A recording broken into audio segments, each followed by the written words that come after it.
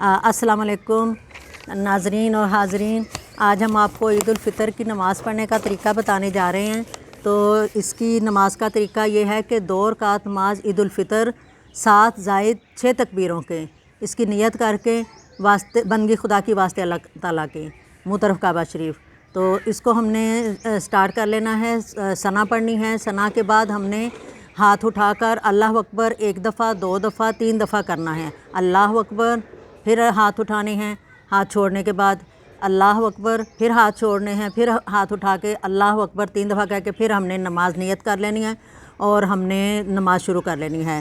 सूरह फातिहा पढ़नी है। सूरह फातिहा के बाद आयतल कुर्सी और कोई भी सूरह, छोटी सूरह साथ पढ़ लें और उसके बाद हमने अल्लाह अकबर कह के रुकू में जाना है। फिर उसके बाद सजदे करने हैं। सजदे के बाद हमने दूसरी रुकात शुरू करनी है। दूसरी रुकात में हमने अल्लाह अकबर कह के जब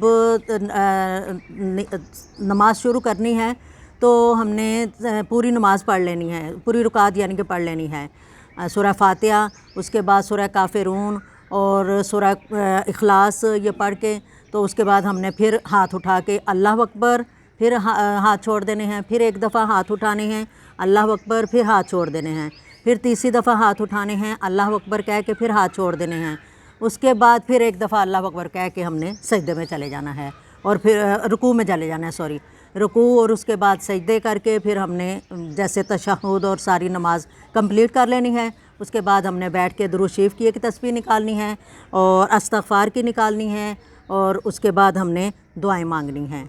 और दुआओं में आप जो कुछ भी मांग सकते हैं वो आप अपनी जो है मांगें, दिल खोल के मांगें, दुआएं मांगें। अल्लाह ताला कबूल करने वाला है और हमें दुरुस्ती ईमान और फलाह दारैन और हमारे लिए जो आने वाला साल है वो रहमतों और बरकतों का साल लेकर आए।